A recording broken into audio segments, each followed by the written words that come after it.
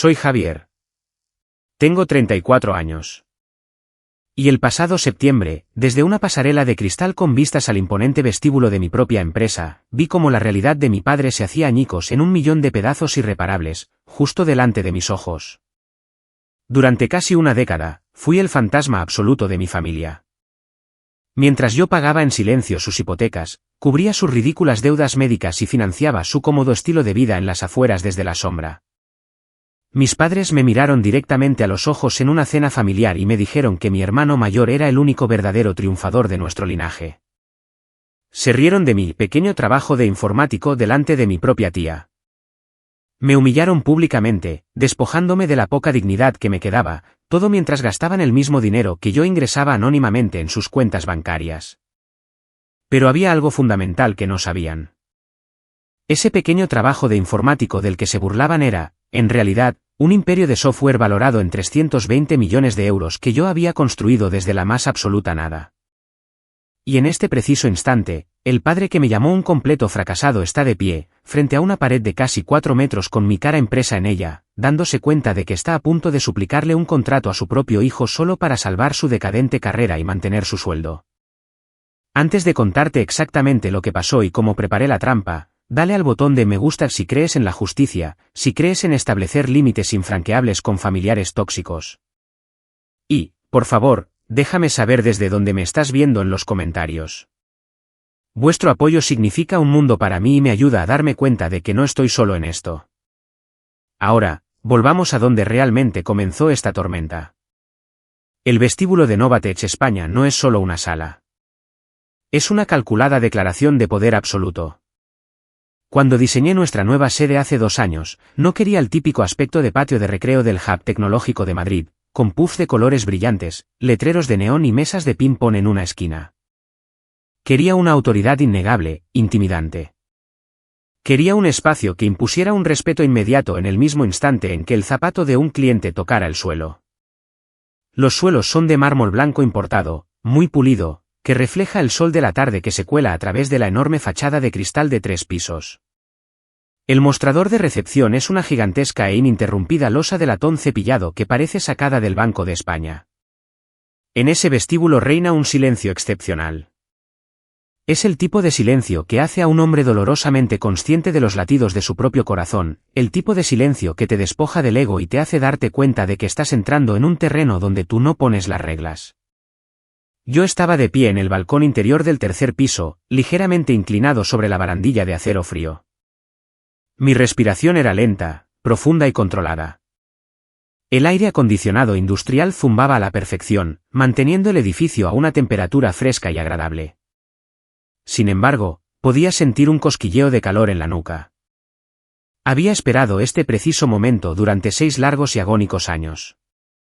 Verlo finalmente desarrollarse se sentía completamente surrealista, como ver una película de gran presupuesto en la que ya te sabes cada línea de diálogo, pero el clímax sigue siendo increíblemente sobrecogedor. A través de las enormes puertas giratorias de cristal de la planta baja, entró una pequeña delegación de hombres. Llevaban trajes grises y azul marino de gama media, de esos que compras en unos grandes almacenes de las afueras y los ajustas lo justo para parecer profesional en una reunión de mandos intermedios. Todos llevaban esas baratas acreditaciones verdes de visitante que les habían impreso en el control de seguridad exterior de nuestro campus. Reconocí inmediatamente al hombre que lideraba el grupo. Era Fernando, el principal gestor de cuentas de Consultores Herrera. Caminaba con la confianza inmerecida de un hombre que creía estar a punto de cerrar un trato rutinario.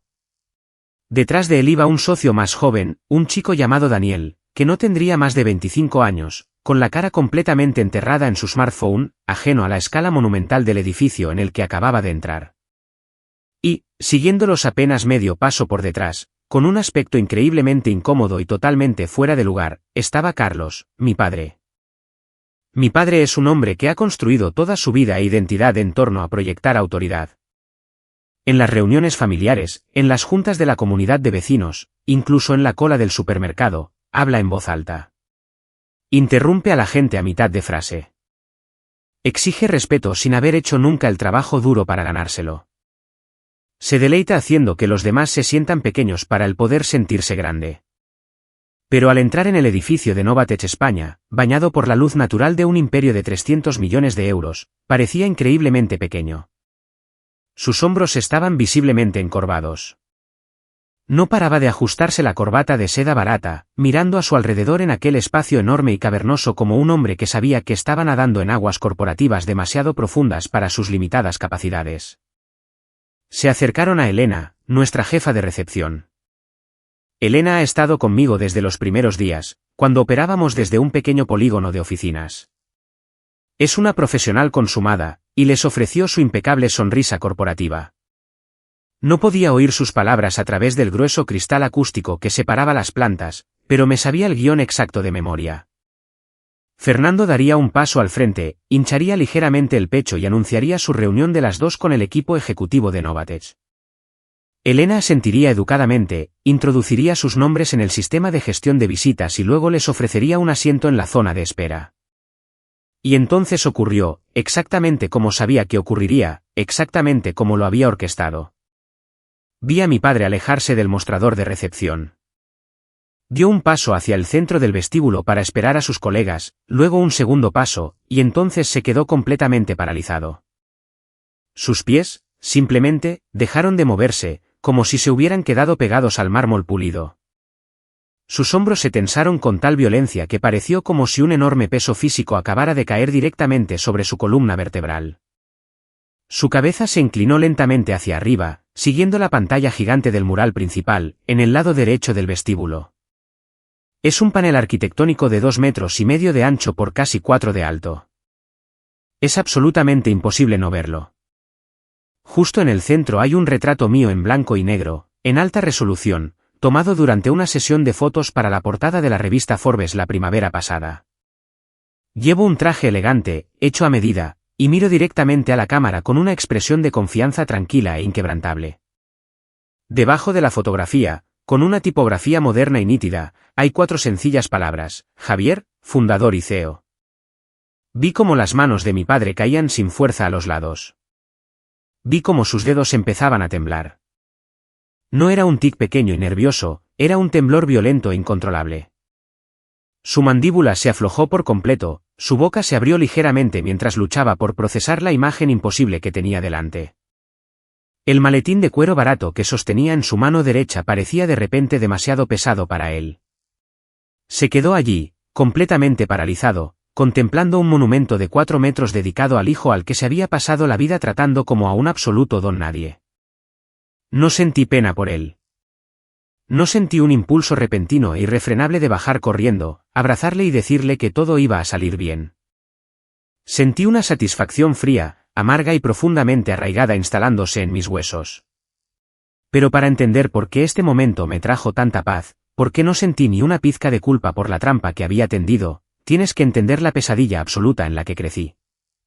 Tienes que saber lo que se siente al ser el cajero automático invisible para gente que te desprecia. Déjame llevarte de vuelta a una lluviosa tarde de jueves de abril, exactamente 5 meses antes de que mi padre entrara en mi vestíbulo. El olor de la casa de mi madre no ha cambiado en 30 años. Siempre huele exactamente igual, a guiso de judías verdes demasiado hecho, a aire viciado atrapado en el salón y al perfume floral, barato y empalagoso, que compra a granel. Era una cena familiar obligatoria. Las hacíamos una vez al mes, una tradición forzada y agónica en la que mi madre, Isabel, insistía para mantener la frágil y patética ilusión de que éramos una familia perfecta, feliz y exitosa. Me senté en el rincón más alejado de la mesa del comedor, exactamente donde siempre me sentaba, fundiéndome eficazmente con el feo papel pintado de flores. Mi padre se sentó a la cabecera de la mesa, con la servilleta bien metida en el cuello de la camisa, apurando ya su segundo vaso enorme de whisky barato. A su derecha, ocupando el asiento de honor absoluto, estaba mi hermano mayor, Alejandro. Alejandro es el niño de oro. Siempre lo ha sido. Desde que éramos pequeños, él no podía hacer nada mal. Si Alejandro rompía una ventana, era porque tenía un brazo fuerte para lanzar. Si yo sacaba un notable en un examen de matemáticas, era porque era un vago redomado y estaba destinado al fracaso. Junto a Alejandro se sentaba su prometida, Lucía. Lucía es una mujer cuya personalidad entera gira en torno a cuánto dinero cree que gana Alejandro, qué marcas de diseño puede lucir en los almuerzos del club de campo y quejarse del servicio en los restaurantes. Y sentada justo enfrente de mí estaba la tía Beatriz. Beatriz había pasado recientemente por un divorcio increíblemente complicado, gastándose miles de euros en un abogado solo para luchar por la custodia del Golden Retriever de su exmarido. Y como su propia vida era un caos, sus ojos siempre estaban escudriñando la habitación, buscando perpetuamente una excusa para juzgar y menospreciar a alguien. Yo era su objetivo favorito. Alejandro estaba en medio de una historia. Siempre lo está. Tiene una forma de hablar arrogante y estruendosa que absorbe todo el oxígeno de la habitación, asegurándose de que todo el mundo esté completamente centrado en cada una de sus palabras. Así que el tipo mira el contrato inmobiliario comercial, y yo le digo sin rodeos, o lo tomas o lo dejas, amigo, dijo Alejandro, cortando su chuleta de cerdo con una fuerza exagerada, como si estuviera realizando una compleja operación a corazón abierto. La comisión más grande que ha visto la inmobiliaria en todo el año. Le dije a Lucía que podríamos empezar a mirar esa casa enorme de 5 habitaciones en la urbanización privada de La Moraleja. Ya sabes, buen distrito escolar, garaje doble, una comunidad de vecinos estricta para mantener a la chusma fuera. Hay que empezar a pensar en crear un buen fondo para la universidad de los futuros niños. Nunca se es demasiado previsor. Mi padre golpeó la mesa con su pesada mano en señal de aprobación absoluta e incondicional, haciendo que los cubiertos tintinearan contra los platos de cerámica. Sus ojos se iluminaron con un tipo específico de orgullo radiante que reservaba únicamente para mi hermano. «Ese es mi chico», bramó mi padre, tomando las riendas, dominando el mercado. «Tienes que ser un auténtico tiburón en este mundo, Alejandro. O comes, o te comen. Eso es lo que siempre te he enseñado. Y mírate ahora. Un verdadero ganador». Mi madre sonreía radiante, su rostro resplandecía mientras ponía una mano suave y cariñosa en el brazo de Alejandro. «Estamos increíblemente orgullosos de ti, cariño. Te está yendo increíblemente bien. Estás elegantísimo con ese traje». Lucía se echó hacia atrás su melena rubia con mechas y dio un sorbo delicado y pretencioso a su vino. «Bueno, es que Alejandro trabaja increíblemente duro por nosotros. Y, sinceramente, el nuevo Porsche que compró la semana pasada es una maravilla cómo se conduce. Realmente le demuestra a la gente que ha llegado a la cima. No todo el mundo puede manejar esa potencia, pero Alejandro simplemente la domina». Mantuve mis ojos pegados al plato. Empujé un trozo de patata seca y demasiado hecha con el tenedor. No me importaba el Porsche. No me importaba la comisión inmobiliaria. No me importaba el hipotético fondo universitario para niños que ni siquiera existían todavía. Solo quería que esta miserable y tóxica cena terminara para poder volver a mi apartamento tranquilo, seguro y vacío en la ciudad.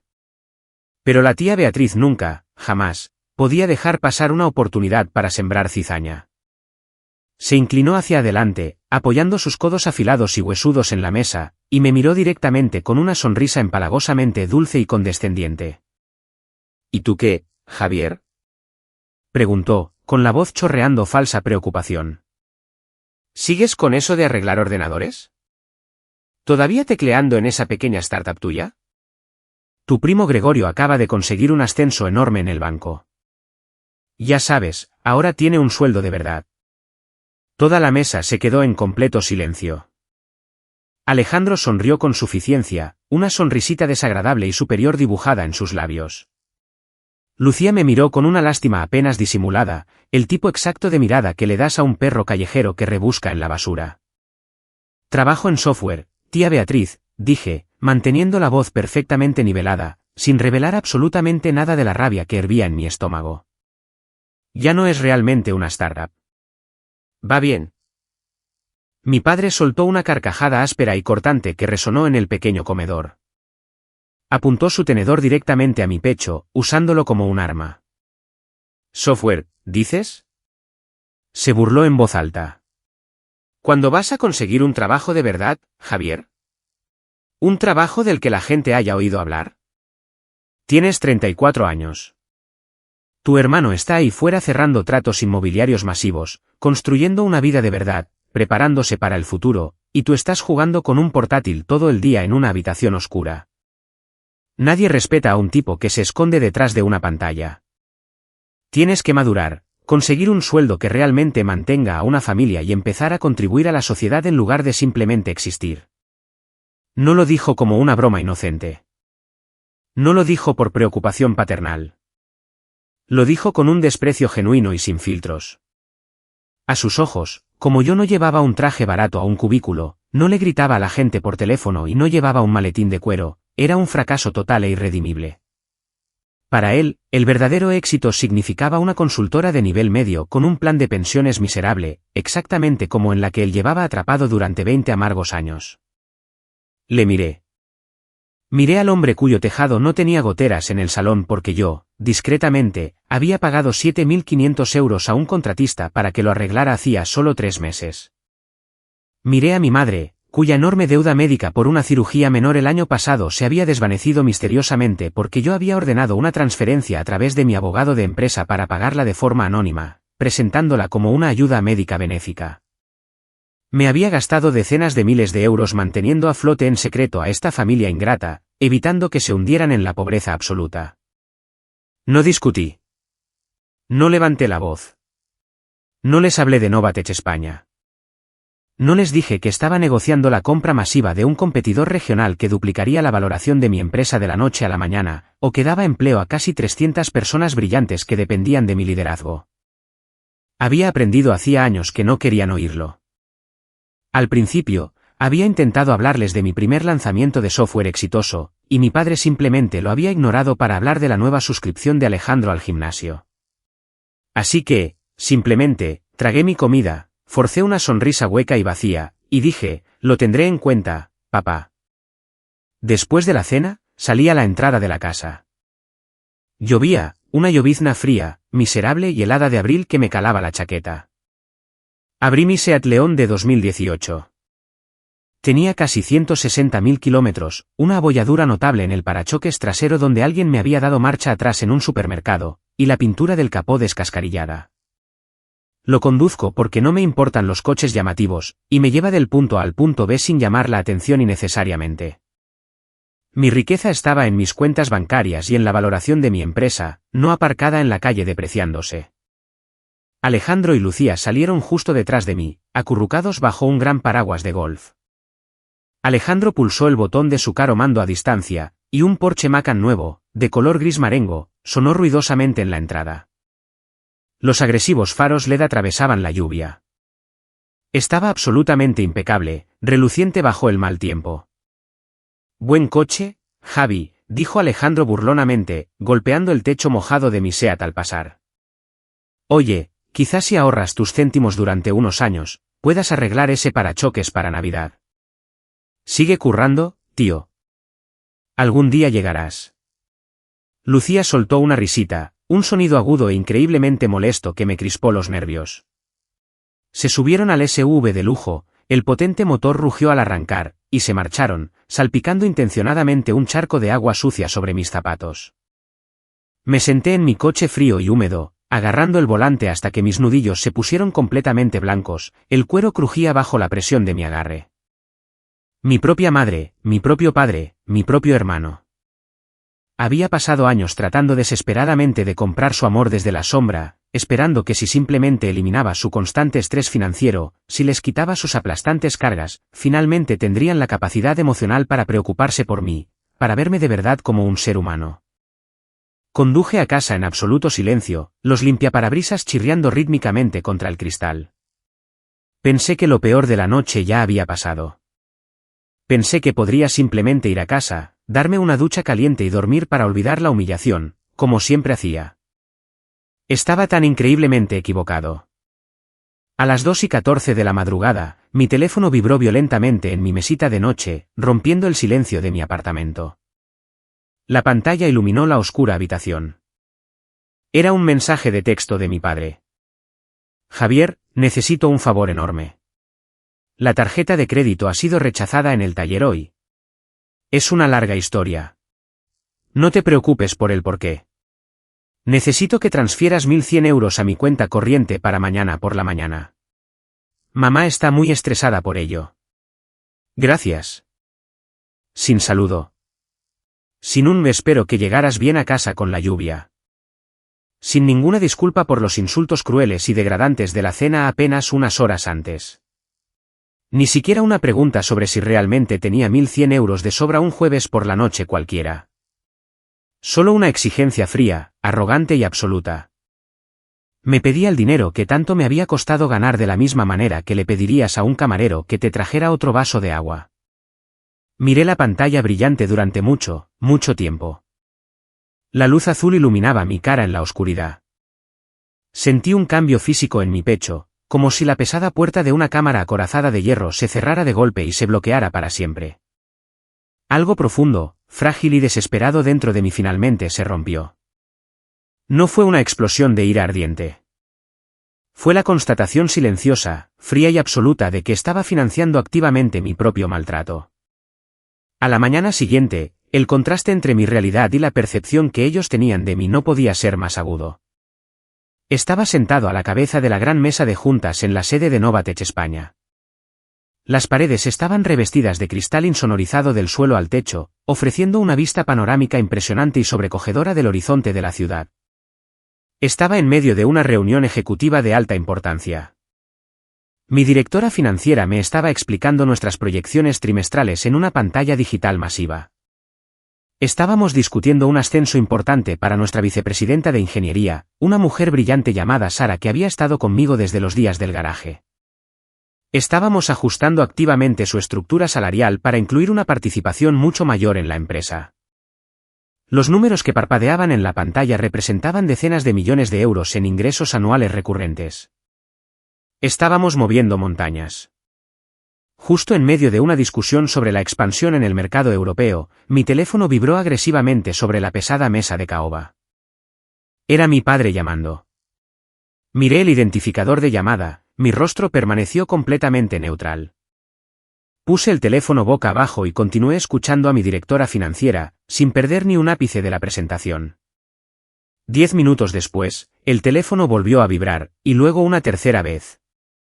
Finalmente, apareció una notificación de buzón de voz en la pantalla de bloqueo. Levanté una mano, excusándome educadamente ante el equipo ejecutivo. Salí de la sala de juntas, caminando por el silencioso pasillo privado alfombrado hasta mi despacho, y le di al play al buzón de voz. Javier, soy papá, su voz crepitaba agresivamente a través del altavoz del teléfono. Te dije que enviaras ese dinero anoche. Estoy ahora mismo en el banco y el cajero dice que la transferencia no se ha hecho efectiva. Deja de perder el tiempo con tu ordenador y envía los 1.100 euros ahora mismo. Tu madre está teniendo un ataque de pánico por las facturas de los suministros. No me hagas pedírtelo otra vez. Hazlo. Su voz destilaba una intensa irritación, superioridad y un asqueroso sentimiento de derecho.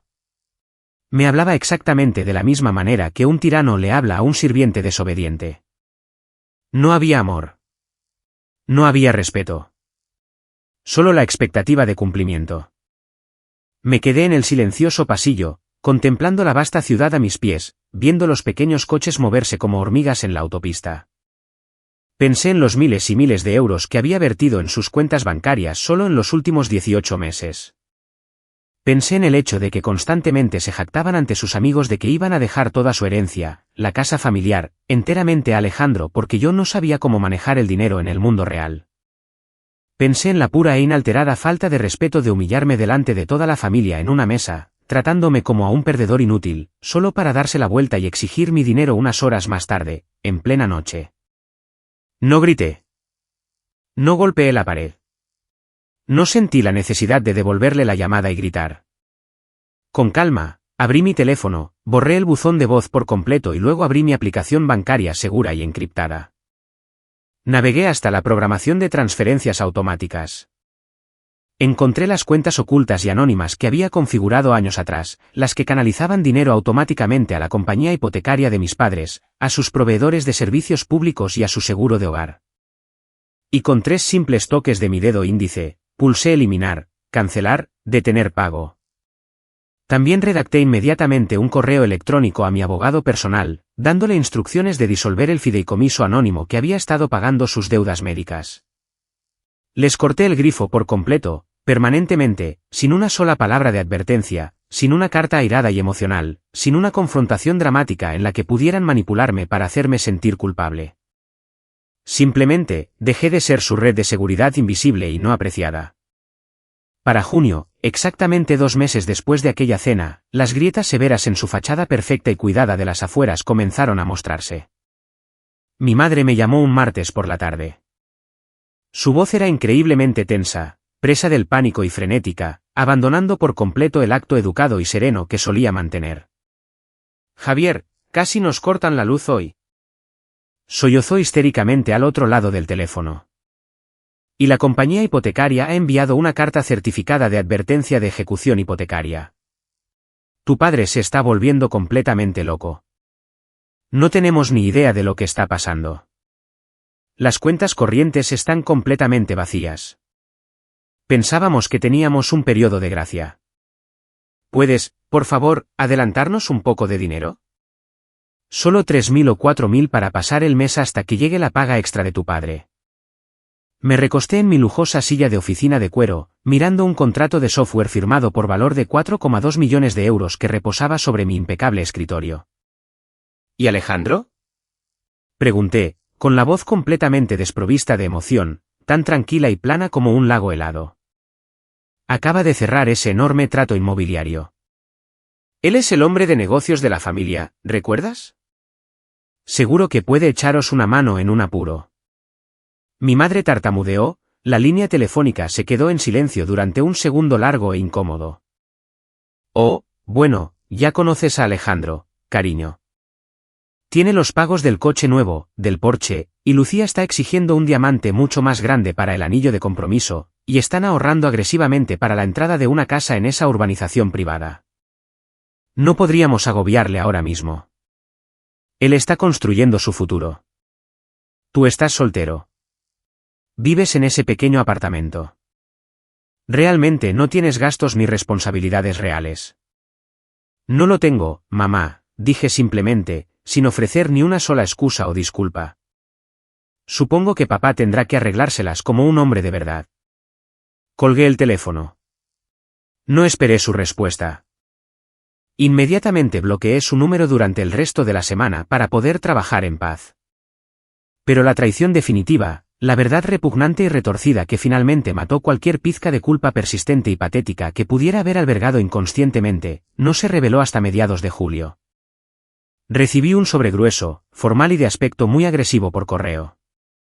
Había sido reenviado desde la dirección de mi antiguo apartamento, un lugar en el que no había vivido durante casi 2 años. Lo abrí de pie junto a la isla de mi cocina, sirviéndome una taza de café solo. Era un aviso final de cobro de una compañía de préstamos para coches notoriamente depredadora. Aparentemente, mis padres habían sido avalistas de un préstamo masivo y con intereses muy altos. Como sus puntuaciones de crédito estaban empezando a desplomarse sin mis pagos mensuales silenciosos que sostenían su ratio de deuda-ingresos, el banco se estaba poniendo agresivo. Estaban enviando avisos legales a cualquier dirección conocida asociada con el apellido familiar, amenazando con una demanda y el embargo de bienes. Abrí el documento, esperando ver un préstamo para un coche familiar práctico, tal vez una factura médica masiva que me habían ocultado o una reparación del hogar que había salido terriblemente mal. En cambio, mis ojos se clavaron en la marca, modelo y año que figuraban en los papeles legales. Porsche Macan 2024. Dejé de respirar durante 5 segundos enteros. La taza de café en mi mano tembló ligeramente. La documentación legal detallaba la estructura exacta del préstamo, el tipo de interés exorbitante, casi criminal, y los firmantes principales. Alejandro no había comprado ese coche con sus enormes comisiones inmobiliarias. No tenía dinero. Alejandro era un completo y absoluto fraude. Mis padres habían cedido a sus exigencias manipuladoras y habían avalado un préstamo ruinoso para comprarle a su precioso niño de oro un coche deportivo de lujo solo para que pudiera mantener su falsa imagen de riqueza y éxito ante Lucía y sus amigos del club de campo. Y la peor parte, la parte que me provocó náuseas físicas, la parte que hizo que todo encajara con una claridad aterradora, la cuota mensual mínima de ese préstamo del Porsche era exactamente de 1.100 euros. El mensaje frenético y exigente de mi padre a las 2 de la madrugada de la noche de aquella cena de abril. No estaba pagando la factura de un taller por una transmisión rota de su coche de diario. Estaba exigiéndome agresivamente que pagara la cuota mensual del coche de lujo exacto que mi hermano acababa de usar para burlarse y humillarme en mi propia entrada. Había estado financiando ciegamente al niño de oro de mi maltratador. Estaba pagando literalmente por el arma que usaban para machacarme y hacerme sentir inferior. Estaban desvistiendo a un santo para vestir a otro, y yo era el santo, desangrándome para que Alejandro pudiera parecer rico. Mi teléfono vibró en mi bolsillo, sacándome de mi estado de shock. Era un mensaje de Alejandro. Oye, tío, papá dice que te estás portando como un tacaño cabezota y que ignoras las llamadas de mamá. No seas idiota. Échales una mano. Se están ahogando en facturas ahora mismo. Lo haría yo, pero mis fondos están totalmente inmovilizados en inversiones de alto rendimiento ahora mismo. Envíales el dinero hoy. No seas egoísta. Leí el mensaje 2 veces. Miré el documento del préstamo en mi mano, que demostraba que no tenía ni un céntimo en inversiones, solo deudas.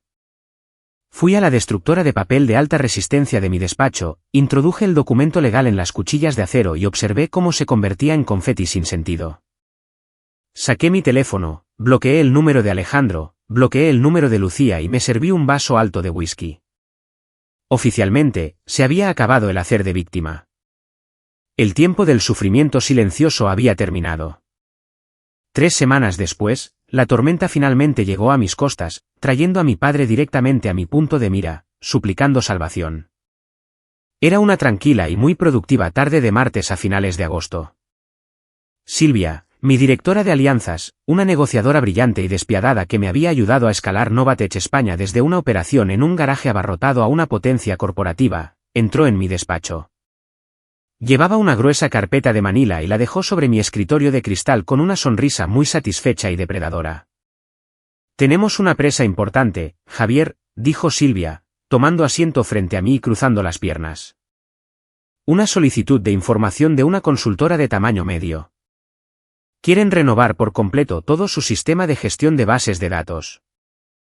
Es un contrato sólido de varios años, no es nuestro cliente más grande por ingresos, pero nos abre firmemente la puerta a su empresa matriz en Europa, que es una mina de oro. La empresa se llama Consultores Herrera. Me quedé completamente helado. Mi mano, que se extendía para coger un bolígrafo, se detuvo en el aire. Miré el logotipo en relieve, ligeramente anticuado, de la carpeta. Consultores Herrera. Mi padre había trabajado allí durante 20 agotadores años como consultor senior. Se había desangrado por esa empresa. Constantemente se jactaba de su supuesto alto estatus allí en cada cena de Navidad, actuando como si dirigiera el lugar, aunque yo sabía a ciencia cierta que le habían pasado por alto para un ascenso importante 4 veces en la última década. Era un mando intermedio de por vida, desesperado por aferrarse a su sueldo. ¿Javier? Preguntó Silvia, frunciendo el ceño profundamente al notar mi repentino y antinatural silencio. ¿Hay algún problema con el cliente potencial? ¿Tenemos un conflicto? Lentamente, abrí la carpeta. Repasé la lista de nombres de los ejecutivos involucrados en el proceso de adquisición. Y allí mismo, listado como el consultor técnico principal para la adquisición del software, estaba su nombre, Carlos.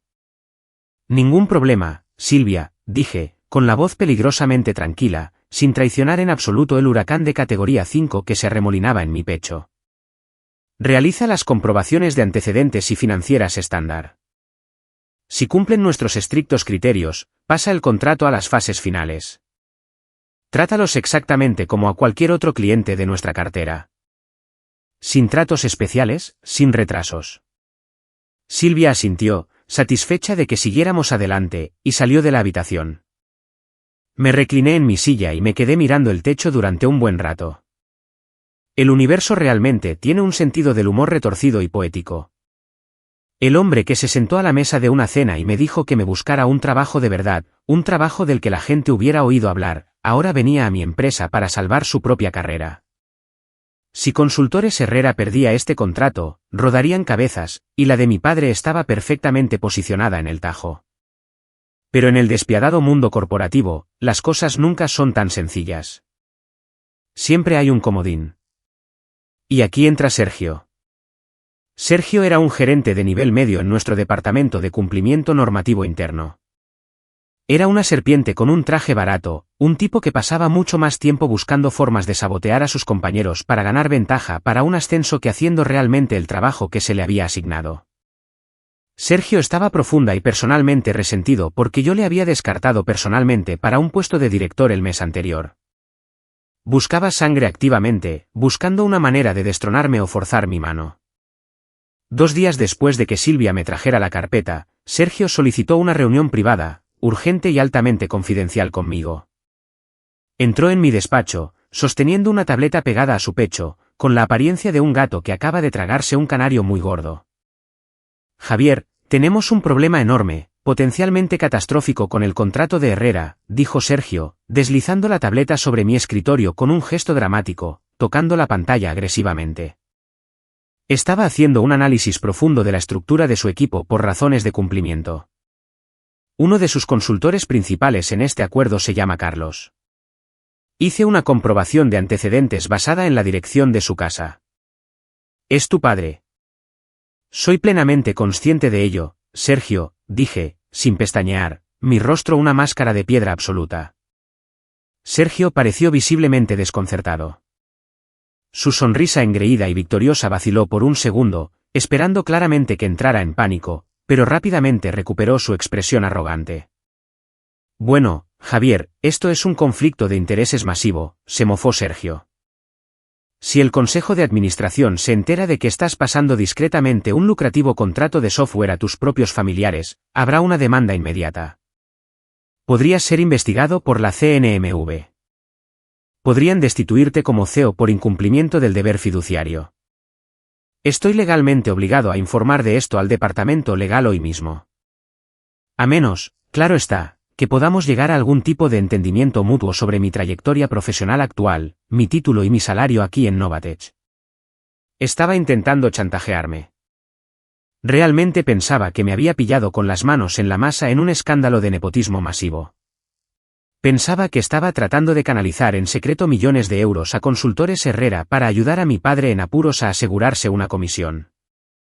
Miré a Sergio. No me enfadé. No entré en pánico. No llamé a seguridad. De hecho, sonreí. Una sonrisa fría, depredadora y aterradora. Sergio, tienes toda la razón, dije, con un tono que goteaba falsa sinceridad y jerga corporativa. El cumplimiento y la transparencia son los pilares fundamentales de Novatech. No podemos permitir que haya ni el más mínimo rumor de juego sucio o favoritismo. El Consejo exigiría mi cabeza en una bandeja de plata, sin duda. Los ojos de Sergio se iluminaron con una intensa codicia. Creyó que le había tocado la lotería. Creyó que me tenía en sus manos. Por lo tanto, continué, inclinándome hacia adelante y entrelazando los dedos sobre el escritorio, mirándole fijamente a los ojos, quiero que redactes un requisito formal e innegociable para Herrera de inmediato. Informa a Consultores Herrera de que, debido al tamaño y la naturaleza altamente sensible de este contrato de datos, requerimos una revisión presencial y con todo el panel de expertos antes de autorizar cualquier firma.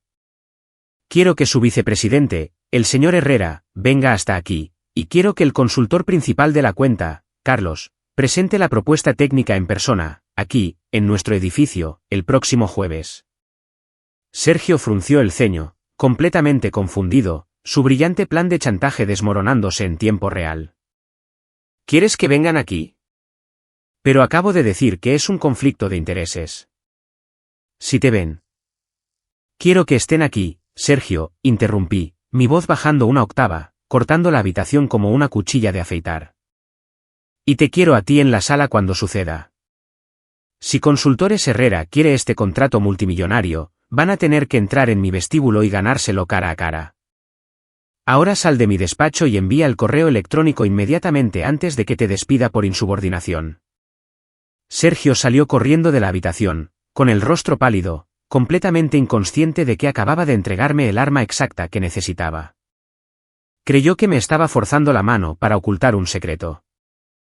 En realidad, acababa de preparar, sin saberlo, el escenario para la ejecución pública más espectacular y devastadora de toda mi vida. Pasé la siguiente semana preparándome en un silencio absoluto y aterrador. No le dije una sola palabra a nadie de mi familia. Dejé que los mensajes de voz cada vez más histéricos de mi madre sobre su inminente bancarrota fueran directamente a la carpeta de spam. Ignoré por completo los correos electrónicos agresivos de Alejandro exigiéndome que liberara fondos para pagar el vestido de novia de Lucía. Me concentré por completo en el vestíbulo. Hice que el equipo de mantenimiento puliera los suelos de mármol 2 veces hasta que brillaran como el cristal. Hice ajustar la iluminación arquitectónica para que el mural con mi retrato fuera el elemento más brillante e ineludible de toda la sala. Me aseguré de que Elena, en la recepción, estuviera preparada con el protocolo exacto y preciso para su llegada. Quería que todo fuera absolutamente perfecto.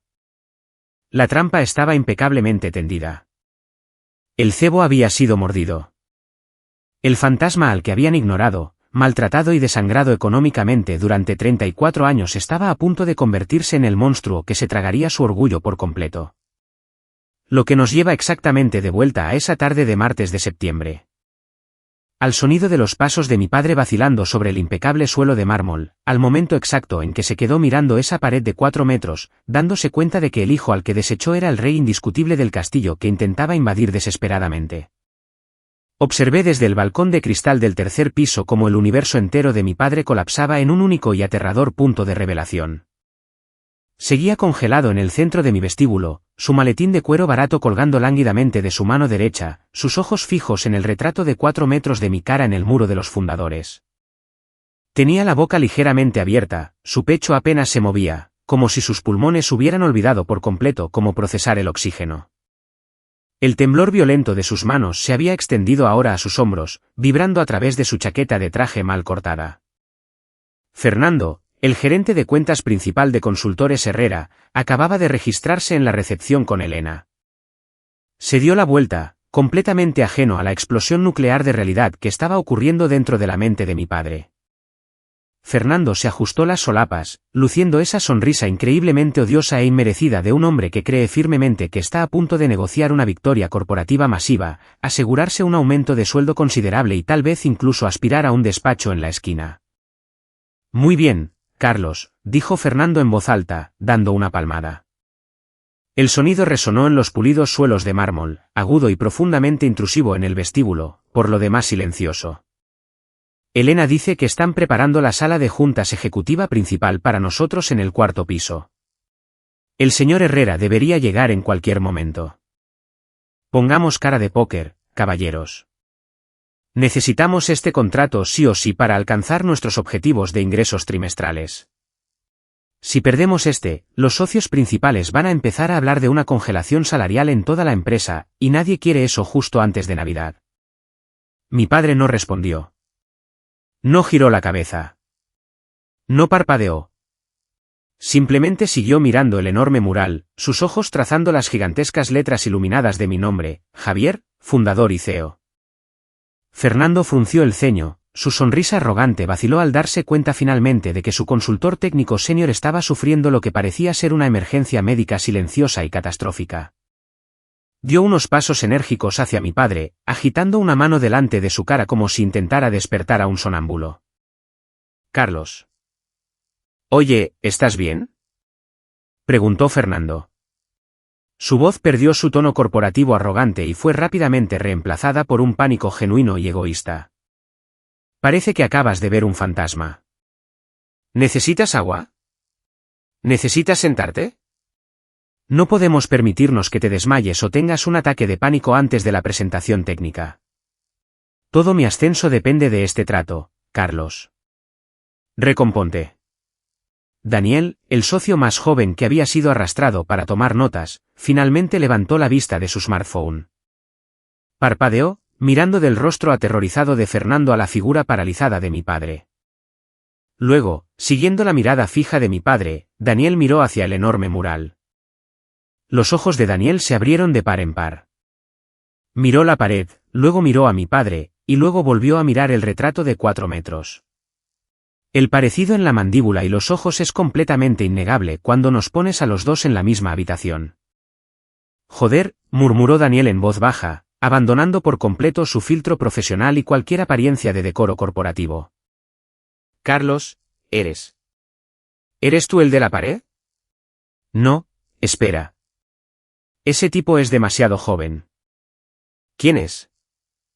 ¿Por qué el CEO de esta empresa se parece exactamente a ti? Mi padre tragó saliva. Pude ver físicamente el inmenso esfuerzo que le costó mover los músculos de la garganta.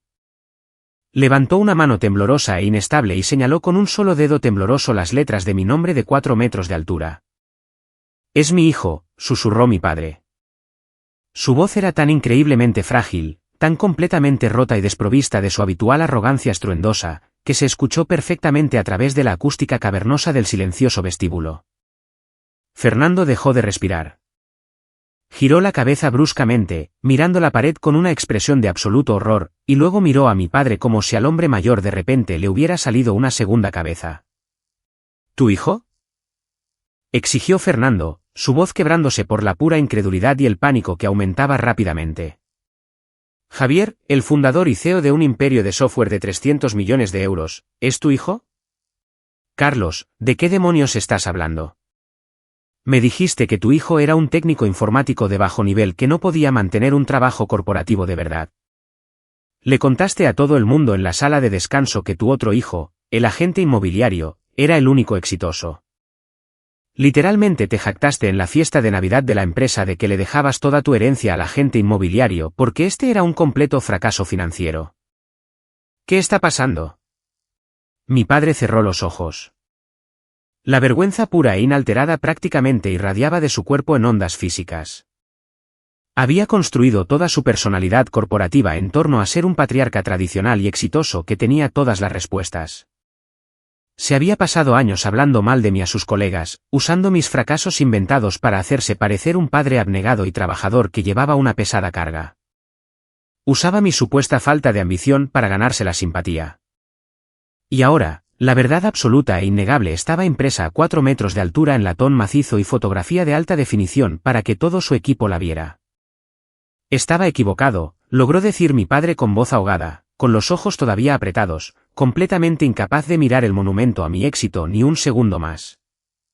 No lo sabía. Te lo juro por Dios, Fernando, no lo sabía. Antes de que Fernando pudiera lanzarse a un interrogatorio en toda regla o exigir una explicación que mi padre simplemente no tenía, las pesadas puertas giratorias de cristal volvieron a girar. El señor Herrera, el vicepresidente senior de Consultores Herrera, entró en el vestíbulo. Herrera era un hombre de inmenso poder e influencia en su mundo corporativo específico. Era el jefe supremo de mi padre, el hombre que controlaba cada ascenso, cada paga extra y cada aumento de sueldo en su firma. Herrera vestía un traje azul marino impecable, hecho a medida, proyectando un aura de autoridad absoluta e incuestionable. Herrera caminó con confianza hacia el grupo, sin darse cuenta de la devastación absoluta escrita en el rostro pálido de mi padre y la postura de pánico de Fernando. Caballeros, dijo Herrera con suavidad, consultando su caro reloj de oro. Veo que estamos todos a tiempo. Excelente. Este contrato con Novatech es la mayor adquisición potencial de nuestro año fiscal. Necesitamos absolutamente su infraestructura de bases de datos para escalar nuestras operaciones europeas, o vamos a perder una cuota de mercado masiva frente a nuestros competidores antes del cuarto trimestre. Espero una ejecución impecable hoy. Sin errores. Carlos, ¿está tu presentación técnica completamente preparada y revisada? Mi padre abrió los ojos. Miró a Herrera, el hombre al que había pasado 2 décadas enteras tratando desesperadamente de impresionar, el hombre al que le había hecho la pelota en innumerables eventos de la empresa, el hombre cuya aprobación anhelaba más que el bienestar de su propia familia. Mi padre abrió la boca para hablar, para responder a su jefe, pero no le salieron las palabras. Estaba completamente asfixiado por la realidad de la situación. Las paredes de sus propias mentiras se estaban cerrando sobre él rápidamente. Decidí que era el momento perfecto para terminar el preámbulo y subir al escenario. Me alejé de la barandilla de cristal, caminé con calma hacia el ascensor ejecutivo privado y pulsé el botón de la planta baja. Las puertas del ascensor se abrieron con un suave y caro tintineo directamente en el vestíbulo principal. Salí, flanqueado inmediatamente por Silvia, mi increíblemente astuta directora de alianzas, que sostenía un portafolio de cuero con los detalles del contrato. Me ajusté los puños de la chaqueta de mi traje, fijé la vista en el grupo de Herrera y crucé el suelo de mármol con el paso lento, medido y deliberado de un hombre que es dueño del mismísimo suelo que pisa. Herrera me vio acercarme y me reconoció al instante por la portada del artículo de Forbes y varias conferencias de la industria que había investigado. Todo su comportamiento cambió en una fracción de segundo. El arrogante y autoritario vicepresidente se transformó instantáneamente en un proveedor muy respetuoso, casi servil, que intentaba desesperadamente ganarse mi favor. Prácticamente empujó a Fernando y a Daniel para interceptarme en medio del vestíbulo. Javier, dijo Herrera con entusiasmo, extendiendo la mano con una amplia, ansiosa y perfectamente practicada sonrisa corporativa. Es un absoluto honor conocerte finalmente en persona. Soy Ricardo Herrera, vicepresidente senior de Consultores Herrera. Estamos increíblemente agradecidos por la oportunidad de presentar nuestra estrategia de integración a Novatech hoy. Vuestro crecimiento en el sector del software empresarial en los últimos 3 años ha sido nada menos que revolucionario. Le tomé la mano, dándole un apretón firme y autoritario, pero no le devolví su ansiosa sonrisa. Mantuve mi rostro perfectamente agradable, una máscara cuidadosamente construida de diplomacia corporativa suprema. El placer es mío, Ricardo, dije con suavidad, mi voz con el volumen justo para que todos en el vestíbulo, incluido mi padre paralizado, pudieran oír perfectamente. Solo nos asociamos con los mejores de la industria. Silvia habla muy bien del potencial de su firma para manejar nuestra carga de datos. Sin embargo, soy un CEO muy práctico cuando se trata de la integración de infraestructuras. No delego las decisiones sobre los sistemas centrales. Quiero asegurarme de que la alineación técnica sea completamente impecable antes de firmar ningún cheque. Por supuesto. Estoy completamente de acuerdo con ese enfoque, asintió Herrera vigorosamente, desesperado por complacer al hombre que tenía el poder. Se giró ligeramente, haciendo un gesto grandilocuente hacia su silencioso equipo. Por eso mismo he traído a mis mejores hombres para gestionar esta cuenta. Este es Fernando, nuestro director de cuentas principal. Y este es Carlos, nuestro consultor técnico senior. Carlos lleva con nosotros 20 años. Es nuestro veterano más experimentado. Él les guiará a través de los detalles granulares de la migración de la base de datos hoy. Lentamente, desvié mi mirada. Miré directamente a mi padre. Parecía que estaba a punto de desplomarse físicamente sobre el suelo de mármol. El color había desaparecido por completo de su rostro, dejando su piel de un gris ceniciento, pálido y enfermizo. Me miraba como si yo fuera una criatura alienígena, alguien a quien no había visto nunca en su vida. Sus manos seguían temblando visiblemente a sus costados. El hombre que se había burlado de mi carrera delante de un plato de judías verdes, el hombre que había exigido mi dinero en mitad de la noche para pagar el coche de lujo de su niño de oro, estaba ahora completa y absolutamente a mi merced. No sonreí. No le fulminé con la mirada. Le miré con la profesionalidad fría, distante y clínica de un CEO evaluando a un empleado de nivel medio, fácilmente reemplazable. Carlos, dije, dejando que su nombre de pila flotara pesadamente en el aire durante un segundo brutal y agónico. No le llamé papá. No reconocí nuestra relación de sangre de ninguna manera. Espero con interés ver si su experiencia técnica está realmente a la altura de los rigurosos estándares de Novatech. Aquí tenemos expectativas muy altas y no toleramos la mediocridad. Mi padre tragó saliva ruidosamente, el sonido audible en el espacio silencioso. Intentó hablar, pero su voz se quebró, saliendo como un graznido patético, seco y aterrorizado. Sí. Sí, señor. Yo. Tengo la presentación técnica totalmente preparada, señor. Mi propio padre acababa de llamarme señor en el vestíbulo de mi propio edificio porque estaba absolutamente aterrorizado de perder su trabajo y su sueldo. La dinámica de poder no solo cambió, se invirtió por completo, destrozando cada una de las ilusiones de superioridad que había albergado en toda su vida. Herrera, completamente ajeno a la guerra psicológica masiva que estaba ocurriendo justo delante de él, volvió a dar una palmada. Excelente. Bueno, ¿subimos a la sala de juntas y empezamos? Silvia os acompañará al cuarto piso, dije, volviendo mi atención a Herrera, descartando completamente a mi padre de mi campo de visión como si fuera totalmente insignificante. Tengo un breve asunto de cumplimiento que atender, pero me uniré a vosotros en breve para la presentación.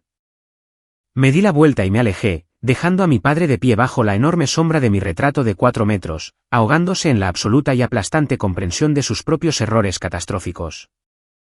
10 minutos más tarde, entré en la gran sala de juntas ejecutiva del 4º piso. La sala estaba diseñada específicamente para la intimidación y los juegos de poder. Una enorme mesa de caoba hecha a medida dominaba el espacio, rodeada de lujosas y ergonómicas sillas de cuero. Los ventanales del suelo al techo ofrecían una vista vertiginosa y sin obstáculos del horizonte de la ciudad. Herrera, Fernando, Daniel y mi padre estaban sentados a un lado de la larga mesa. Silvia se sentó a mi lado, organizando con calma sus notas detalladas y proyecciones financieras. Y sentado justo en el extremo de la mesa, con un aspecto increíblemente engreído, satisfecho de sí mismo y peligroso, estaba Sergio. Sergio, mi gerente de cumplimiento, tenía una gruesa carpeta de Manila justo delante de él. Me hizo un gesto de cabeza cómplice y arrogante cuando entré en la sala y tomé asiento a la cabecera de la mesa. Realmente creía que tenía una escalera de color. Pensaba que estaba a punto de exponer un escándalo de nepotismo masivo, hacer saltar por los aires el contrato de Herrera, humillarme delante de proveedores externos y obligarme a darle el ascenso y el enorme aumento de sueldo que tanto anhelaba. Me senté, me ajusté los puños y miré alrededor de la sala. La tensión era tan densa que se podía cortar con un cuchillo de acero.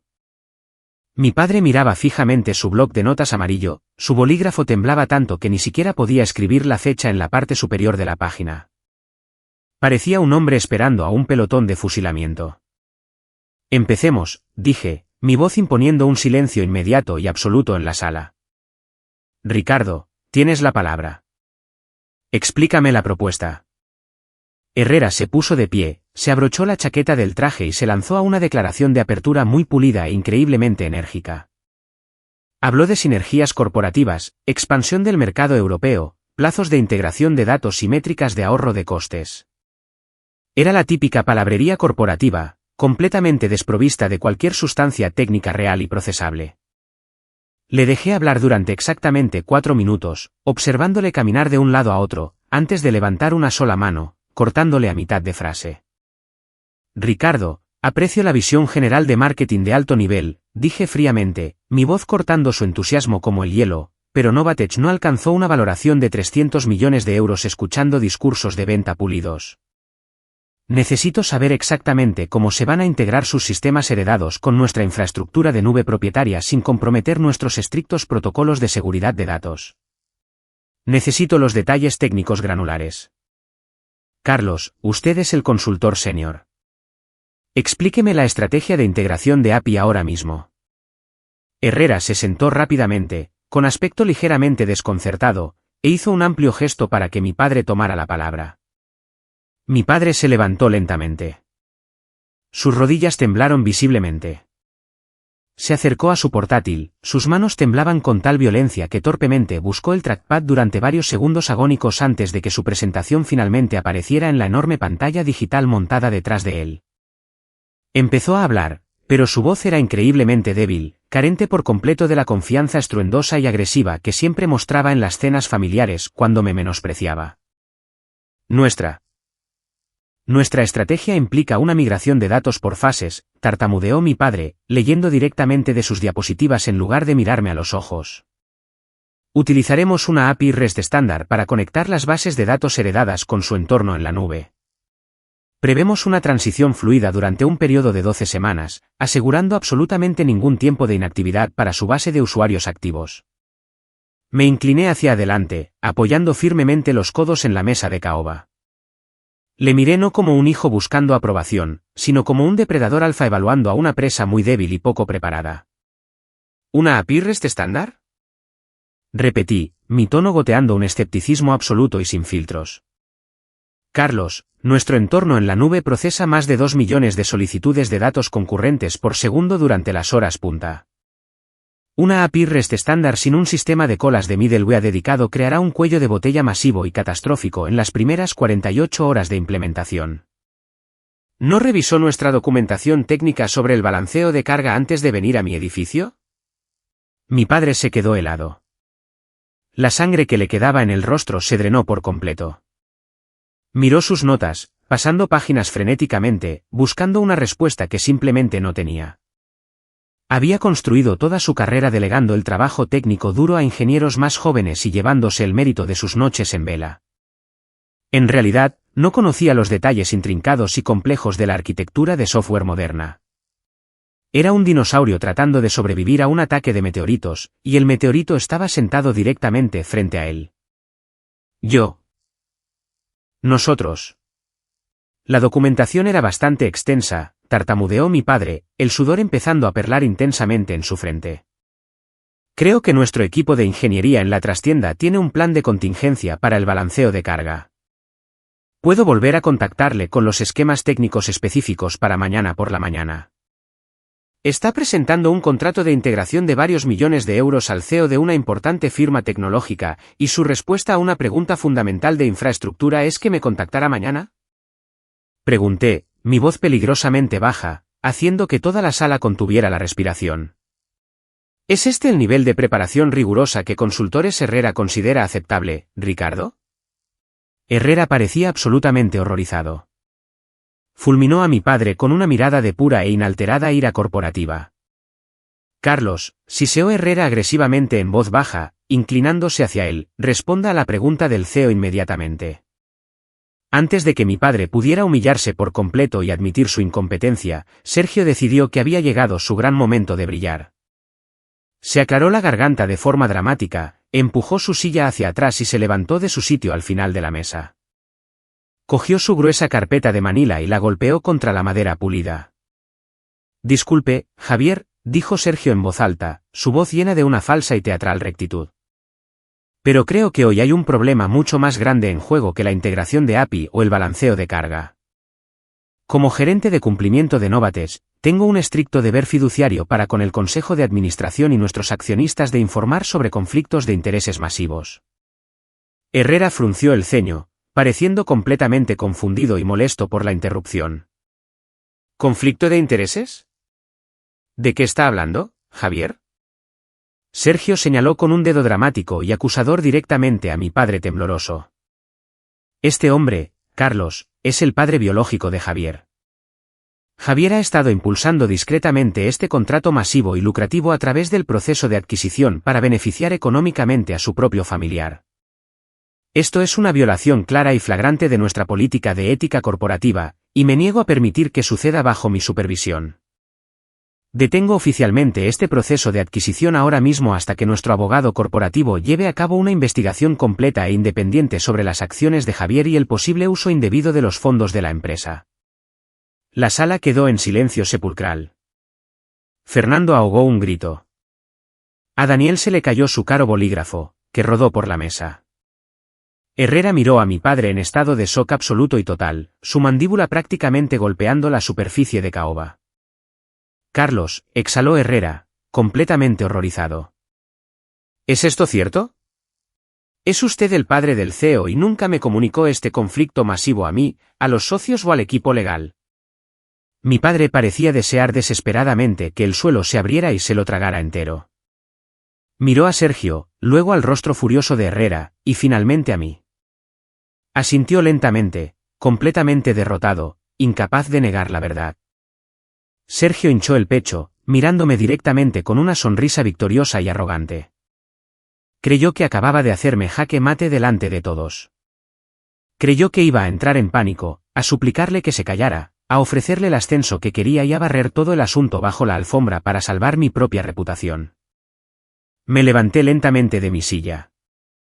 Me abroché cuidadosamente la chaqueta del traje. Miré a Sergio con una sonrisa tan fría, tan completamente desprovista de miedo que podría haber congelado toda la sala. Sergio, dije, mi voz resonando con una autoridad absoluta e inquebrantable, tienes toda la razón. Carlos es mi padre biológico, y también tienes razón en que la transparencia corporativa es primordial para nuestro éxito. La sonrisa de Sergio se ensanchó. Creyó que me estaba rindiendo a su chantaje. Sin embargo, continué, sacando un grueso documento sellado legalmente del bolsillo interior de mi chaqueta y lanzándolo despreocupadamente al centro de la mesa. Lo que no te has dado cuenta, Sergio, es que yo no me escondo en las sombras. Envié un documento de divulgación completo y legalmente vinculante al Consejo de Administración y a nuestro asesor legal principal hace 3 días, detallando la conexión familiar. Recusándome por completo del proceso de aprobación financiera final y transfiriendo legalmente la autoridad de firma definitiva para este contrato específico a Silvia. La sonrisa de Sergio se desvaneció al instante. Su rostro se puso completamente pálido, al darse cuenta de que todo su complot de chantaje estaba construido sobre cimientos de arena. Además, dije, alejándome de la cabecera de la mesa y caminando lentamente hacia Sergio, también envié al Consejo un archivo detallado y altamente encriptado que contiene cada uno de los correos electrónicos que has enviado en los últimos 6 meses, intentando sabotear a tus compañeros. Manipular informes de cumplimiento interno y inflar artificialmente tus propias métricas de rendimiento. Intentaste chantajear al CEO de tu propia empresa usando información pública porque estabas resentido por no haber conseguido un ascenso que, fundamentalmente, no te habías ganado. Sergio retrocedió tambaleándose, sus rodillas golpearon su pesada silla de cuero. Javier, espera. Solo intentaba proteger a la empresa. Lo juro, pensé que. Estás despedido, Sergio, declaré, mi voz resonando en las paredes de cristal con absoluta finalidad. Con efecto inmediato. Seguridad está esperando fuera de la puerta para escoltarte fuera del edificio y recoger tu acreditación. Recibirás noticias de nuestro abogado corporativo sobre una posible demanda por intento de extorsión corporativa e incumplimiento de contrato. Sal de mi sala de juntas ahora mismo. Sergio buscó ayuda desesperadamente, pero Silvia le miraba con absoluto asco, y el equipo de Herrera estaba completamente paralizado por la brutalidad de la ejecución corporativa que acababan de presenciar. Sergio cogió su carpeta con manos temblorosas y prácticamente salió corriendo de la sala, toda su carrera en Novatech completamente destruida en menos de 60 segundos. Volví a la mesa, ocupando mi asiento en la cabecera una vez más. La dinámica de poder en la sala era absoluta. Acababa de aplastar sin esfuerzo una rebelión interna y de establecer un dominio completo e innegable sobre los proveedores externos. Miré a mi padre, que me observaba con una mezcla de puro terror y una profunda y demoledora comprensión. Finalmente entendió que yo no era el niño débil e invisible que se sentaba en silencio en el rincón de la mesa del comedor. Era un rey en mi propio dominio, un hombre que empuñaba el poder con precisión quirúrgica, y él estaba completamente a mi merced. Ahora, dije con suavidad, reclinándome en mi silla y cruzando las manos, volvamos a la integración técnica. Carlos, estaba a punto de explicar su plan de contingencia para el balanceo de carga. El resto de la reunión fue un desastre absoluto e irremediable para mi padre. Sin la capacidad de recurrir a su habitual fanfarronería, tácticas de intimidación o la falsa autoridad que ejercía en casa, se desmoronó por completo bajo la presión. Tartamudeó durante el resto de la presentación altamente técnica, contradiciéndose constantemente en principios básicos de ingeniería, sudando profusamente a través de su traje barato y buscando desesperadamente la ayuda de Herrera que nunca llegó. Herrera permaneció sentado en un silencio pétreo, su rostro una máscara de furiosa y calculadora decepción. Se dio cuenta en tiempo real de que su consultor senior, un hombre al que había pagado un sueldo masivo durante 20 años, era técnicamente incompetente. Peor aún, Carlos casi había puesto en peligro un contrato masivo que salvaba a la empresa al ocultar una conexión personal vital con el cliente, casi desencadenando una pesadilla de cumplimiento normativo.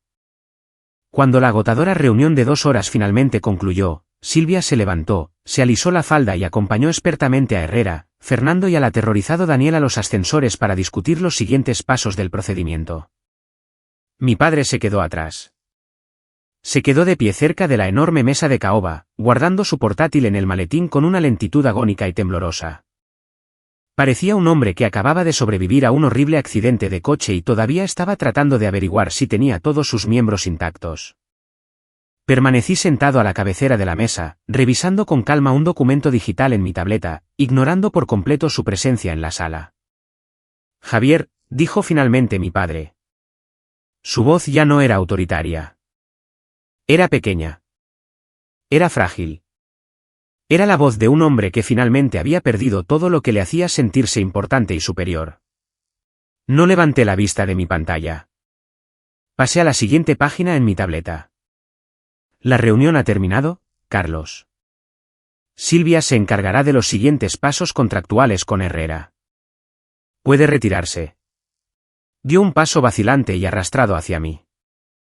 Javier, por favor, solo mírame un segundo. Yo no sabía lo de la empresa, sobre tu inmenso éxito. Si nos hubieras dicho la verdad sobre lo que estabas construyendo. Finalmente levanté la vista, clavando mis ojos en los suyos. Mi mirada era absolutamente gélida, desprovista de cualquier calidez familiar. Si te lo hubiera dicho, ¿qué habría cambiado exactamente, Carlos? ¿Me habrías amado de repente? ¿Habrías respetado de repente mi intelecto? ¿O simplemente me habrías visto como una cuenta bancaria mucho más grande que exprimir agresivamente? No me respetabas cuando pensabas que era un informático de bajo nivel que se las apañaba como podía. Solo me respetas ahora mismo porque mi nombre está en una pared de 4 metros en un vestíbulo de mármol y porque tengo el poder absoluto de destruir tu carrera con una sola llamada telefónica. Eso no es amor, Carlos. Eso es oportunismo financiero. Retrocedió violentamente, como si le hubiera golpeado físicamente en la cara. Eso no es verdad. Eres mi hijo. Solo estaba tratando de empujarte a ser mejor. Quería que tuvieras éxito como tu hermano. Exigiste 1.100 euros en mitad de la noche para pagar el préstamo del Porsche de lujo que Alejandro usó para burlarse de mí en mi propia entrada, declaré fríamente, poniendo la verdad absoluta e innegable sobre la mesa de caoba. Financiaste su falso éxito inmobiliario con mis contribuciones silenciosas y anónimas. Me desangraste durante años para pulir su corona de oro. No tienes derecho a hacerte el padre cariñoso e incomprendido ahora que se ha cerrado el cajero automático. La boca de mi padre se abrió y se cerró como un pez asfixiándose fuera del agua. No tenía absolutamente ninguna defensa. Los hechos innegables y brutales le estaban mirando directamente a la cara. Se giró lentamente, con los hombros caídos en una derrota absoluta, y salió de la sala de juntas, con el aspecto de un hombre completamente destrozado. Esa noche, las consecuencias llegaron a mi vida personal, y mi teléfono prácticamente se derritió por el puro volumen de notificaciones. El bombardeo comenzó exactamente a las 6 de la tarde. Mi padre dejó 7 mensajes de voz frenéticos e incoherentes. Suplicaba perdón, me rogaba que no le contara a Herrera la vergonzosa situación del préstamo del Porsche, me suplicaba que de alguna manera salvara su trabajo y su sueldo. Sonaba increíblemente desesperado, completamente despojado de su orgullo y arrogancia. Luego, a las 8 de la tarde, mi madre empezó a llamar sin cesar. Como no contestaba el teléfono, me envió enormes bloques de mensajes de texto. Intentó hacerse la víctima, llorando sobre cómo el inmenso estrés de la inminente ejecución hipotecaria la estaba enfermando físicamente. Me suplicó que liberara los fondos, diciéndome que la familia siempre perdona, que la sangre es más espesa que el agua. Intentó usar sus lágrimas como arma, una táctica manipuladora clásica que solía funcionar perfectamente cuando yo era un hombre más joven, desesperado por su afecto. Ahora, leer sus palabras frenéticas solo me hacía sentir completamente insensible e increíblemente cansado. Pero el clavo final en el ataúd, el giro definitivo que destrozó por completo la ilusión del niño de oro de una vez por todas, llegó exactamente a las 11:30 de la noche. Mi teléfono vibró en la mesita de noche con un largo mensaje de texto de un número desconocido. Lo abrí. Era de Alejandro. Debió haber pedido prestado el teléfono de un amigo después de que yo bloqueara permanentemente su número. Javier, mira, tío. Papá me ha contado lo que ha pasado hoy en tu oficina. Se está volviendo completamente loco. Cree que Herrera le va a despedir mañana por la mañana y le va a quitar el plan de pensiones. Mamá está haciendo cajas de cartón porque el banco va a ejecutar oficialmente la hipoteca de la casa la semana que viene. Todo se está desmoronando. Necesito decirte la verdad. Yo lo sabía. Sabía lo de Novated desde hace 2 años. Vi un artículo enorme sobre tu ronda de financiación Serie B en una revista de negocios mientras estaba en una sala de espera. Sabía que eras un CEO multimillonario mientras conducías ese SEAT destartalado y te sentabas en silencio en la cena aguantando los insultos de papá. No se lo dije a mamá y a papá ¿por qué? Porque no podía soportarlo. No podía soportar el hecho de que el hermano pequeño, tranquilo y raro, hubiera ganado de verdad el juego de la vida. Construí toda mi vida sobre ser el exitoso, el niño de oro. Si supieran que eras un CEO, yo no sería absolutamente nada para ellos. Así que seguí aceptando su dinero. Seguí presionándoles para que me compraran cosas, para que financiaran el Porsche. Para que financiaran el estilo de vida lujoso porque quería demostrar desesperadamente que seguía siendo mejor que tú. Les manipulé para desangrarte porque estaba increíblemente, locamente celoso de tu éxito real. Lucía me ha dejado esta noche. Los de la grúa vinieron y se llevaron el Porsche de la entrada delante de todo el vecindario. Y cuando se dio cuenta de que en realidad estaba totalmente arruinado y vivía enteramente de las tarjetas de crédito de papá, se quitó el anillo de compromiso, me lo tiró y se fue. No me queda absolutamente nada. Ni coche, ni prometida, ni tratos inmobiliarios. Mañana vuelvo al sótano de mis padres. No te pido dinero. Sé que no me lo darás, y no te culpo. Solo necesitaba que supieras que ganaste. Nos has destrozado por completo, y nos lo merecíamos absolutamente. Leí el mensaje 2 veces, la luz azul de la pantalla iluminando mi rostro en el oscuro dormitorio. El silencio de mi apartamento se sentía increíblemente pesado, pero profundamente pacífico. Alejandro, el niño de oro, el arrogante magnate inmobiliario, no era más que un fraude frágil y profundamente celoso que había orquestado su propia destrucción total por pura malicia. No respondí al mensaje. No me regodeé. No sentí la necesidad de hacer leña del árbol caído. Simplemente borré el mensaje, volví a poner mi teléfono en el cargador inalámbrico y me fui a dormir.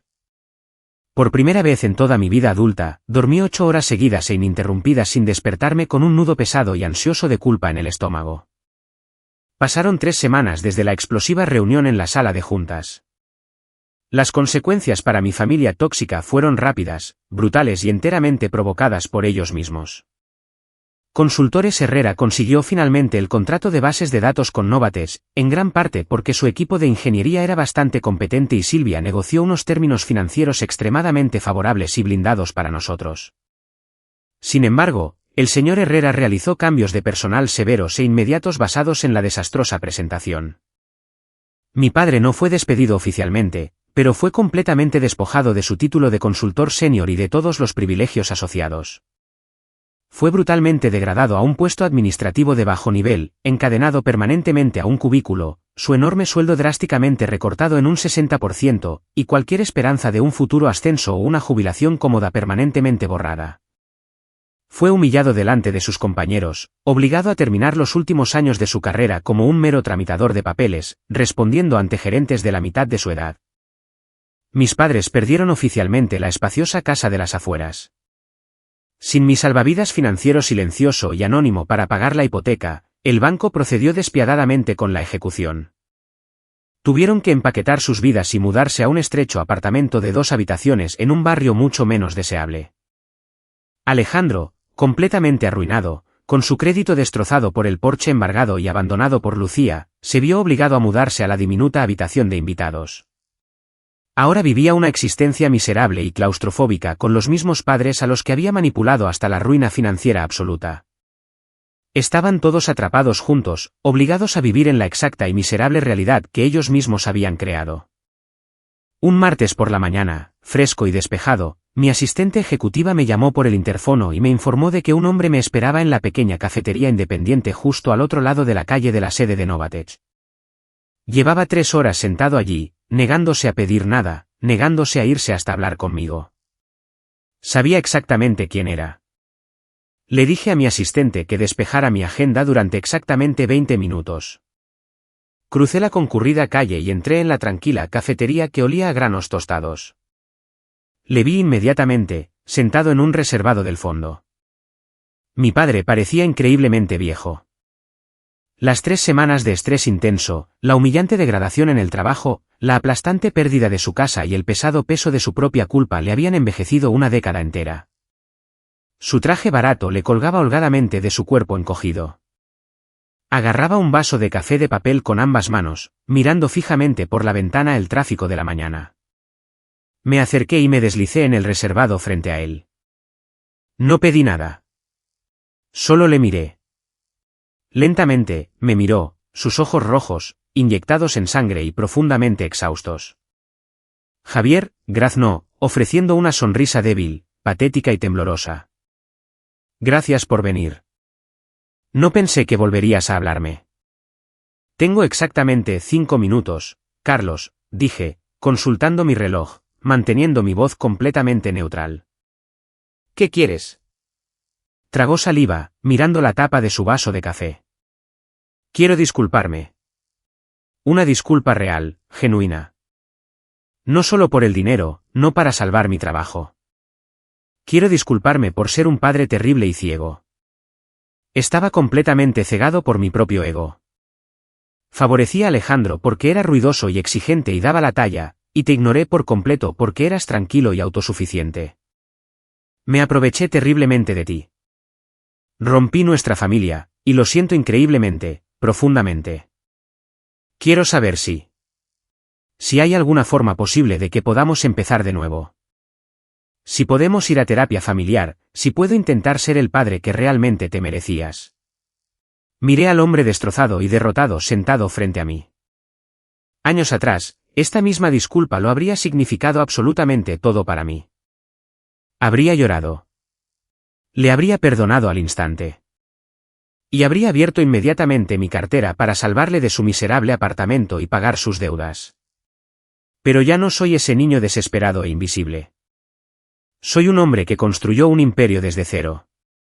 Carlos, dije suavemente, mi voz completamente desprovista de ira, llena solo de una finalidad absoluta e inquebrantable, agradezco la disculpa.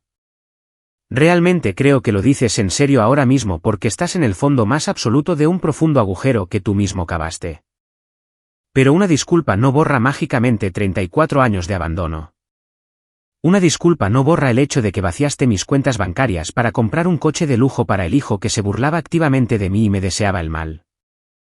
Cerró los ojos con fuerza, una sola lágrima se escapó y rodó por su mejilla profundamente arrugada. No hay absolutamente ninguna posibilidad de empezar de nuevo, continué, estableciendo el límite final e impenetrable. Tú y mamá tomasteis vuestras decisiones. Elegisteis a Alejandro. Elegisteis la falsa ilusión de riqueza por encima de la realidad de una familia que se quiere. No voy a castigarte más. No voy a intentar activamente arruinar tu vida o hacer que te despidan, pero tampoco voy a formar parte de tu vida nunca más. Salgo del campo de batalla para siempre.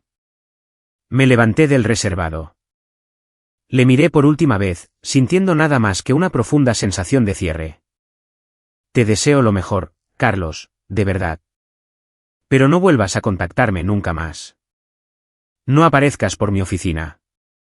No hagas que mamá me llame llorando por abogados o préstamos bancarios. Hemos terminado oficialmente. Adiós. No esperé a que respondiera. Me di la vuelta y salí de la cafetería, la pequeña campana sobre la puerta tintineando ligeramente detrás de mí. Crucé la calle de vuelta, entrando por las enormes puertas de cristal de Novatech España. Pasé junto al retrato de 4 metros en la pared, apenas registrándolo esta vez. Entré en el ascensor y subí a la bulliciosa planta ejecutiva. Cuando las puertas se abrieron, toda la planta bullía con una energía increíble y positiva. Mi equipo se movía rápido, resolviendo problemas de ingeniería complejos, construyendo el futuro de la industria. Nadia, mi directora de tecnología y la mujer brillante que me había ayudado a escribir las primeras líneas de código en un garaje helado hacía 7 años, se acercó a mí con una sonrisa enorme y genuina en su rostro. Javier, la integración europea tiene luz verde oficial, dijo Nadia emocionada, entregándome una tableta con las proyecciones finales. Nos expandimos oficialmente a Londres el próximo trimestre. El consejo está encantado. Miré a Nadia. Miré a mi equipo brillante y dedicado que trabajaba en la oficina. Me di cuenta en ese momento de que la familia no siempre son las personas que comparten tu sangre o tu apellido. A veces, la verdadera familia son las personas que están a tu lado en las trincheras, las personas que respetan tu mente, las personas que construyen contigo en lugar de destrozarte para obtener piezas de repuesto y derecho a presumir. Sonreí, una sonrisa real, genuina y sin cargas, y tomé la tableta de sus manos. Excelente trabajo, Nadia. Volvamos al trabajo y construyamos este imperio. Hagamos una pequeña pausa. Gracias por quedarte conmigo hasta ahora. Eres increíble. Por favor, ayúdame dándole a me gusta al vídeo y comentando el número 1 abajo para que sepa que has estado aquí conmigo hasta este punto. Esto no solo ayuda a que más gente descubra esta historia, sino que también me hace saber que mis experiencias significan algo para alguien. Tu apoyo es la mayor motivación para seguir compartiendo el resto de este viaje. Mi doloroso viaje me enseñó una verdad absoluta e innegable: nunca, jamás, puedes comprar el respeto de personas que están firmemente decididas a no entenderte. Establecer límites firmes con familiares tóxicos no es un acto de crueldad, es un acto de suprema y necesaria autopreservación. No le debes tu éxito, tu sueldo ganado con tanto esfuerzo o tu salud mental a personas que solo te ven como un recurso emocional o financiero desechable. Mereces ser visto por quien eres, no por lo que puedes proporcionar. ¿Alguna vez te has enfrentado a algo similar con tu propia familia tóxica? ¿Alguna vez has tenido que cortar lazos con las personas que se suponía que debían amarte incondicionalmente para salvarte de ahogarte? Comparte tu historia en los comentarios a continuación.